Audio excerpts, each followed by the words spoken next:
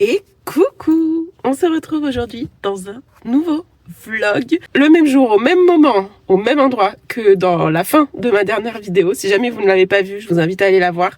Je vous partage un peu mes petits tips pour créer du contenu sur les réseaux sociaux en 2026. Mais voilà, là aujourd'hui, j'avais très envie de prendre ma caméra pour vous embarquer avec moi dans une journée presque solo, puisque je passe la journée à Bordeaux toute seule. En fait, si vous voulez, pour tout vous dire, j'avais un atelier peinture sur céramique booké avec une copine que je retrouve donc à 15h à Bordeaux.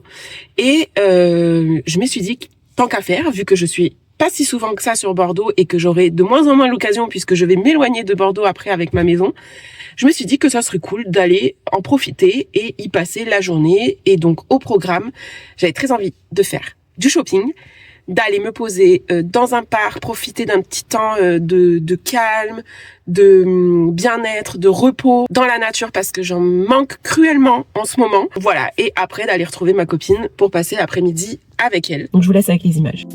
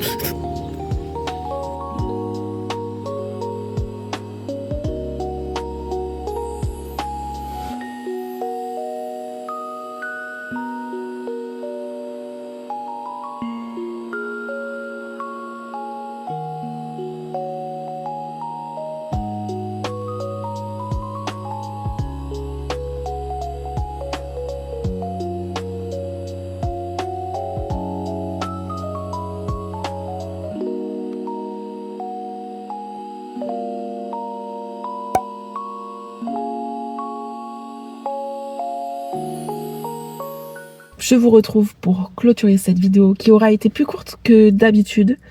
Mais écoutez, ça fait pas de mal, hein. C'était un petit vlog très chill, très nature, sans prise de tête. Enfin, j'avais trop envie de vous faire une petite vidéo un peu qui change comme ça de d'habitude. J'espère que ça vous a plu. Et honnêtement, moi, ça m'a fait énormément du bien d'avoir ce temps solo. Je vais pas dire la journée parce que j'ai pas été seule toute la journée. Et en plus, le soir après, on allait dîner chez le frère de mon copain. Donc, on a fait une soirée...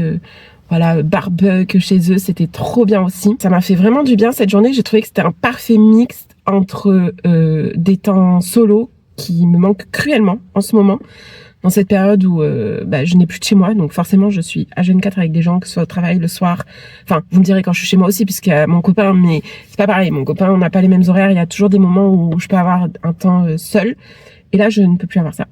Donc ça m'a fait beaucoup de bien de me retrouver un peu avec moi-même à Bordeaux, de pouvoir faire que des choses que j'aime, qui me font plaisir, sans avoir à me soucier des envies des autres. Et en même temps, le fait d'avoir vu mon amie après, d'avoir passé un moment avec elle, un moment aussi un peu détente, créatif, c'était trop chouette aussi. Surtout après la semaine que j'avais passée. J'ai passé une semaine, je vais pas dire de l'enfer, parce qu'il y a pire dans la vie, mais assez intense, hein.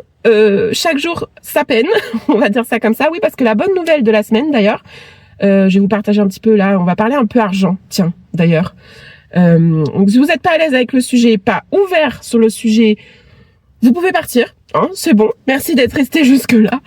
Par contre, si ça vous intéresse qu'on parle un petit peu argent, dossier avec les banques, dans le cadre d'un achat d'une maison, bah restez, parce que je crois qu'on n'a pas une étape dans ce projet d'achat de maison qui se passe sans accroc, sans problème, où tout est fluide en fait. Non, ce n'est pas possible visiblement. Donc la bonne nouvelle de la semaine, c'est qu'on avait trouvé une banque. Donc on passe par un courtier qui fait les démarches pour nous auprès des banques et tout.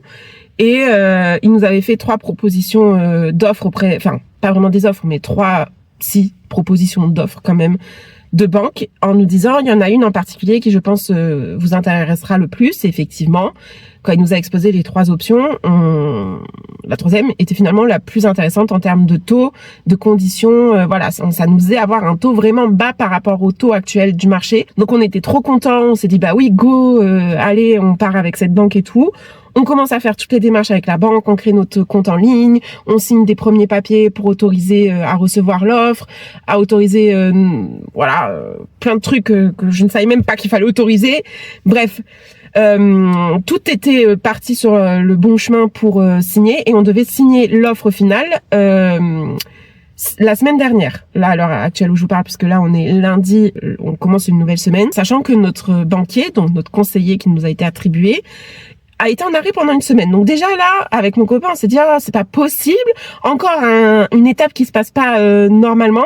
On a perdu une semaine dans les délais, puisque notre banquier a été en arrêt, et du coup il a pas pu nous envoyer l'offre qu'on aurait dû signer. Du coup il y a 2 semaines déjà. Donc la semaine dernière, notre banquier revient de son arrêt. On dit si vous pouvez nous envoyer l'offre au plus vite, parce que nous on voudrait pas trop traîner, parce qu'on est pressé en fait. À un moment donné, on est sans logement, c'est pas du tout confortable comme situation. Si on peut signer la maison plus tôt, on le fait en fait. Ça fait déjà 1 mois qu'on est sur le dossier quoi. Et en fait le mardi, notre courtier nous appelle et nous annonce que notre dossier est refusé en fait par la banque. Et là on tombe des nues, parce qu'on se dit ça fait 1 mois qu'il a notre dossier, pourquoi il nous refuse maintenant quand on est sur le point de signer l'offre finale? Et en fait, même mon courtier n'a pas compris. En fait, il nous a sorti une excuse bidon pour refuser notre dossier. Même le courtier a pas compris l'excuse. Il est dégoûté lui aussi pour nous que ça se passe comme ça. Et il a pas compris. Et en fait, tenez-vous bien, l'excuse, entre autres, je pense que ce n'est pas la vraie excuse. C'est parce que je ne mets pas 700 € de côté tous les mois, les gars. 700 balles. Qui a les moyens de foutre 700 balles de côté tous les mois à l'heure actuelle, dans la société dans laquelle on vit, dans le contexte actuel? Dites-moi si vous y arrivez, parce que franchement, ça m'a mis en rogne déjà qu'ils disent que c'est de ma faute. Donc moi, la femme du projet, qui ne met pas 700 € de côté, ça m'a fait reposer la faute sur moi, donc je l'ai pas du tout bien vécu. Mon copain, par contre, apparemment, ça ne pose pas de problème, hein. Après, mon copain gagne, enfin, c'est pas qu'il gagne plus que moi, parce qu'on gagne la même chose. Mais je ne sais pas pourquoi, lui ce n'est pas un souci. J'ai compris pourquoi ça retombait sur moi la faute, sachant que, les gars, je mets quand même 500 balles de côté tous les mois, ou presque tous les mois, depuis que j'habite chez mon copain. J'arrive quand même à mettre 500 balles de côté, ce qui n'est pas le cas de tout le monde, encore une fois. Et que je m'estime ultra chanceuse de pouvoir le faire. Et justement, c'était en prévision de l'achat de la maison que je le faisais. Je faisais des économies, je me restreignais sur d'autres choses pour pouvoir mettre de côté cet argent. Et même ça, ce n'est pas suffisant. Sachant que je n'ai jamais été à découvert de ma vie, que j'ai économisé toute ma vie, justement dans le cas, en anticipant des éventuels projets comme ça que j'avais envie de réaliser. Et là, ça me fout en rogne de me dire qu'un banquier refuse notre dossier juste pour ça. Enfin, ce n'est pas une raison valable selon le courtier, et je suis d'accord avec lui, c'est complètement ridicule comme raison. On n'est pas censé devoir mettre autant d'argent de côté, sachant qu'on a un apport aussi par rapport à ce projet qui est quand même assez conséquent. On pouvait mettre un peu plus. Enfin, le banquier n'a même pas cherché à négocier en fait. On était prêt à augmenter le taux s'il y avait besoin un petit peu, à mettre plus d'apport. Il voulait rien entendre. C'est la Morgane du montage. Je me permets de faire une petite aparté sur ce passage-là parce que entre-temps, on a eu d'autres infos que j'aimerais vous préciser d'ailleurs. Et revenir un peu sur ce que je raconte, effectivement, apparemment ce n'est pas un problème que mon copain mette pas 700 balles de côté, mais sachant que, comme je vous dis, on gagne la même chose, mais il a des primes. Donc est-ce que c'est pour ça que lui ça passe s'il met pas 700 balles de côté? Je ne sais pas. Et sachant aussi que mon copain a plus de sous de côté car il a eu des rentrées d'argent pour des raisons que je n'exposerai pas ici parce qu'elles lui sont personnelles. Mais il a beaucoup plus d'argent de côté que moi. Donc, est-ce que c'est pour ça que ça ne posait pas problème pour lui? Je ne sais pas, mais en tout cas, j'ai vraiment eu ce sentiment d'injustice. Enfin, je peux pas rentrer dans des débats d'égalité homme-femme ou quoi. Je ne suis pas féministe en tant que telle. Bien sûr que je suis pour l'égalité entre hommes et femmes. Pour moi, ça, c'est pas du féminisme. C'est juste la normalité. Mais j'ai quand même ressenti un profond sentiment d'injustice de me dire, mais en fait, bordel, si déjà on était payé pareil que les hommes, on pourrait mettre autant de côté que finalement, vous voyez, parce que si on met tout mis bout à bout, mon copain gagne quand même plus que moi parce qu'il a des primes et que moi j'en ai pas. Et je pense que pour le job que j'exerce, je ne suis pas bien payée, contrairement à lui qui n'a pas fait d'études. J'ai fait des études. Enfin, après, vous allez dire c'est aussi une question d'ego peut-être. C'est peut-être mon ego qui parle, j'en sais rien. Mais c'est vrai que ça m'a un peu énervée de faire rejeter la faute sur moi alors que je mets plus de côté que mon copain en soi qui certes a peut-être moins besoin de mettre de côté parce qu'il a plus d'argent lui de base de côté. Il a plus d'épargne quoi, mais ce n'est pas une raison. Et la raison aussi peut-être qui me fait me dire que mon copain c'était pas un souci, c'est qu'il avait son crédit de l'appartement, que moi je n'avais pas de crédit. Donc ils estiment peut-être qu'il est déjà plus solvable que moi puisqu'il paye déjà un crédit.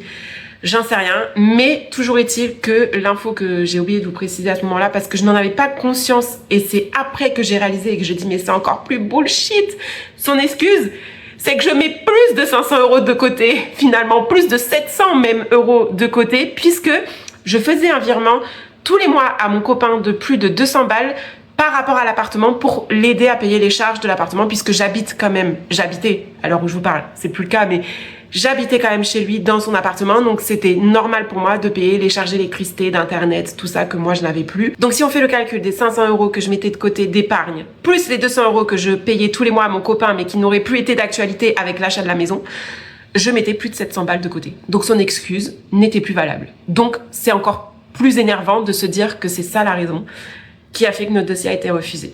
Voilà, donc je voulais faire ce petit aparté quand même. Et voilà, et sachez-le que à l'heure actuelle, acheter une maison, putain, excusez-moi du mot, mais c'est compliqué en fait. Si on ne met pas de côté...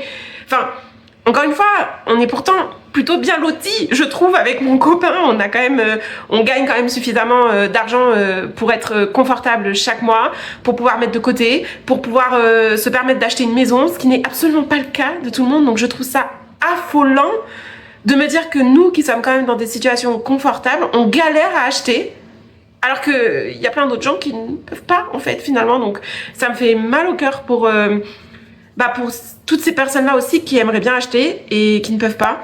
Donc, voilà, je voulais vous partager cette expérience-là et en détail avec des chiffres précis. Parce que je trouve ça important, en fait, d'en parler. On n'en parle pas assez. Et voilà, je voulais... vous partagez notre expérience à ce niveau-là. Si vous aussi vous êtes dans l'achat d'une maison, franchement courage, parce que je sais que c'est pas évident. Et voilà, j'espère que vous galérerez moins que nous. Enfin, voilà, je suis un peu dépitée en fait par ce projet, par les conditions en fait de ce projet, parce que bien évidemment que je suis ultra heureuse de pouvoir acheter une maison et j'ai tellement hâte d'y être officiellement dedans. Mais si on m'avait dit que ça serait un chemin comme ça du combattant, un parcours du combattant, avec notre situation, enfin tout le monde nous le dit hein, dans notre entourage, les gens qui sont dans le milieu, enfin moi j'ai pas mal de personnes dans mon entourage qui sont du milieu et ils nous disent mais putain vous avez un bon dossier pourtant, c'est pas, on comprend pas que vous galériez à ce point là quoi.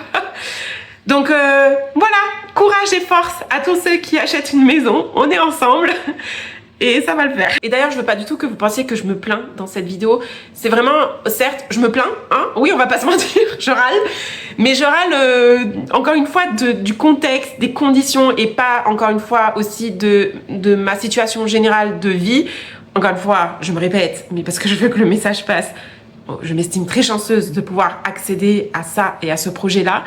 Mais voilà, je tiens à partager quand même ces points négatifs, ce parcours pour acheter une maison qui est pas toujours facile. C'est pour ça que je vous partage en vidéo et que je me permets de me plaindre entre guillemets pour vous partager les coulisses en fait. On croit que c'est tout beau tout rose. Moi la première, hein, avant de me lancer dans ce projet-là, je m'étais dit waouh, ça va être trop bien, trop chouette. Je m'imaginais trop un parcours joyeux, positif, qu'on allait kiffer. Et en fait, c'est pas que du kiff. C'est pas que du kiff du tout. Il y a des difficultés, des obstacles et c'est bien plus compliqué que ce qu'on ne le pense. Donc voilà, c'est vraiment pour vous partager mon expérience, les coulisses et pas pour me plaindre, encore une fois. On repart de zéro. Mon courtier a de suite relancé toutes les démarches auprès des banques. Donc là, à l'heure actuelle où je vous parle, on a un autre rendez-vous avec une banque cette semaine. On espère que ça va le faire et qu'on va vite signer l'offre pour vite pouvoir commencer à préparer la suite. Parce que finalement, on a perdu un mois dans toute cette histoire et le problème, c'est qu'on a un délai limité en fait pour présenter, pour signer une offre et dire qu'on a un dossier qui est accepté par la banque, quoi, parce que si toutes les banques refusent, en fait, on ne peut pas acheter de maison et ça annule la vente au bout d'un certain délai. Donc, on va croiser les doigts tout ce qu'on peut et rester positif et ça va le faire. On sait que ça va le faire. Juste, on espère juste que ça va pas repousser la signature de la maison parce qu'on n'a pas envie de rester dans cette situation pendant 6 mois. Déjà qu'on y reste pendant 3-4 mois, c'est énorme. Bref. Voilà, et sachant que la semaine dernière, chaque jour, ça peine, comme je vous disais. J'ai changé de place avec ma voiture parce que je gênais. Donc si vous voyez que ça a un petit peu changé, la luminosité, le cadre, c'est normal. Et vendredi, je suis allée chez le coiffeur, hein, comme je vous disais dans ma dernière vidéo. Et, j'ai rarement, aussi mal vécu, entre guillemets, un rendez-vous chez le coiffeur. Bon, c'était pas catastrophique, hein, je vais pas abuser non plus. Mais je m'étais dit, oh là là, je vais finir la semaine sur une bonne note, je vais aller chez le coiffeur, j'en ai besoin, ça va être un moment détente, je vais avoir un petit massage de la tête, une nouvelle coupe, leur faire un soin parce qu'ils en ont bien besoin, ils sont tout secs. Et au final, rien de tout ça, j'ai été expédiée par le coiffeur qui a à peine pris en compte mes demandes. Il m'a pas fait de massage de la tête, il m'a pas fait de soins, il m'a rien proposé. Je lui ai demandé un brushing routine un peu bouclé, tout ça, mais naturel, au diffuseur, tout ça. Il jugeait mes choix, en fait, à chaque fois, à chaque étape. Ça le saoulait, clairement. J'avais l'impression de le saouler. Et il m'a même pas fait de brushing. Je suis sortie du coiffeur comme si je m'étais séché les cheveux moi-même. Ça aurait été pareil, voire mieux. Hein. Voilà. Donc, j'étais dégoûtée. Après, il m'a bien coupé les cheveux. Il n'y a pas de souci. Mais j'étais là, ok, je repasserai hein, pour mon moment de détente. Super. On a clôturé la semaine en beauté. Voilà. Donc, heureusement que j'avais le samedi qui a été après une bonne journée qui m'a permis de me détendre et de, voilà, me ressourcer. Mais voilà. En gros, j'espère que cette vidéo vous aura plu. En tout cas, merci d'être resté jusqu'au bout. Vous faites partie de la team si vous êtes arrivé jusque-là. Donc, laissez-moi un petit commentaire. Et si vous savez pas quoi laisser comme commentaire, laissez-moi un petit cœur de la couleur de votre choix. Puisqu'on est là pour prendre soin de soi à la base dans cette vidéo. Donc, n'oubliez pas de prendre soin de vous. Surtout, faites attention avec les chaleurs et la canicule. Profitez de votre été. Et puis, on se retrouve prochainement dans une prochaine vidéo. Mouah.